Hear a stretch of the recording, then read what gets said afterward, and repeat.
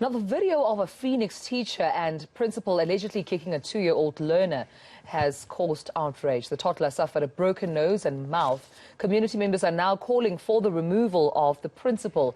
eNCA senior reporter Siphamandla Goge is following developments around the story and joins us now to brief us on, of course, what's the latest. Siphamandla, good morning to you. What can you tell us about the story and the latest coming from this? That outrage has led to a community protest here. We are outside one of the preschools in Phoenix where that incident happened. It's alleged that a teacher assaulted and abused a 2-year-old, which resulted into that 2-year-old suffering from an open wound in terms of the nose and the mouth. And then that video has caused an outrage, and parents, community members are out here protesting today. They want some action to be taken against the teacher and the principal of this crèche here in Phoenix. Let's not waste too much time. Let's speak to one of the parents of this 2-year-old. His name is Preshalin Pillay. Sir, thank you very much for your time. Talk to us about what happened to your child. Okay, on Thursday at 4:30, I came to fetch my son from creche when I noticed upon arrival that his forehead was swollen, his nose had some open lacerations on it. So I was told by the teacher that he scratched his nose, and when I asked what happened to his forehead, well, she couldn't answer me. She said she doesn't know, but she was with him throughout the day. So I left from here, I went back home, and in change of mind, I made a U-turn at the gate, came back, and I said, can I view the footage? So she hesitated to show me the footage, but I was being persistent, so I eventually saw the footage, and I saw my son that he was kicked down and he was assaulted. We understand that it's not for the first time that your son came back home with bruises and scratches. What has happened before? Well, throughout the entire year, he's been coming home with cuts and bruises and marks and gashes, and I've been told that he's been running here and getting hurt as he's playing in the grounds and walking into the cupboard. But yeah, this is what has been going on. What do you want to see happening now?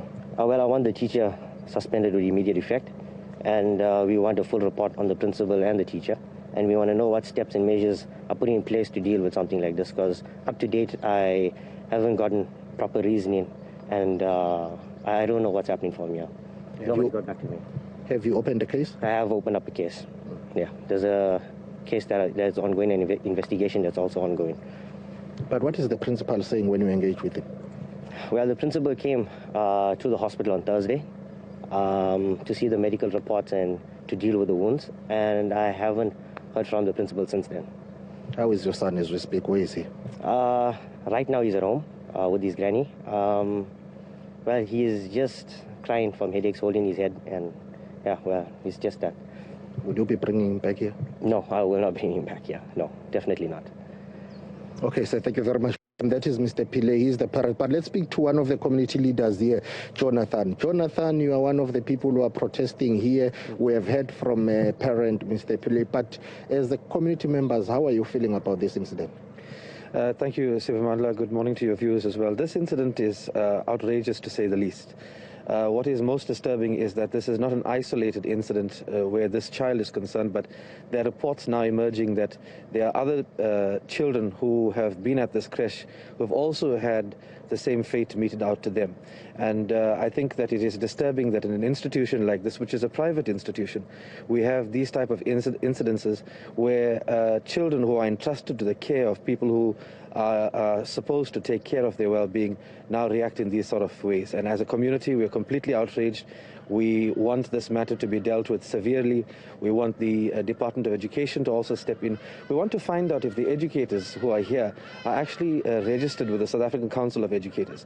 We want to know whether they are qualified educators or whether they are just people that are picked from the street, because I don't think professionals will behave in this manner. Okay, so thank you very much for time. We'll catch up with you later on. But I'm going to ask my colleague Terence Stone to show you in the background of what is happening. Some parents are here protesting. They've got placards, of course. They are saying they will be protesting here up until some action is taken against the teacher who is alleged to have abused a 2-year-old. So we'll keep tabs on this story. We'll try and get a comment from those who run this institution to give them a right of reply as well.